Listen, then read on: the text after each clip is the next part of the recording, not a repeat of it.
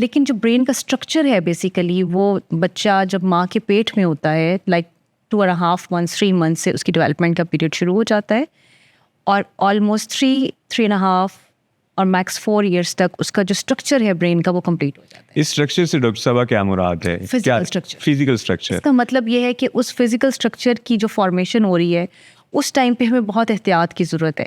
یہ بالکل اسی طرح سمجھ لیجیے کہ جب جیسے بظاہر طور پہ ہمیں یہ نظر آتا ہے کہ بچہ 6 ماہ کی عمر تک جو ہے وہ بیٹھنا ابھی نہیں سیکھ رہا ہوتا یا نیک ہولڈنگ وہ 3-4 مہینے تک نہیں سیکھ رہا ہوتا. That's very tender to handle the child.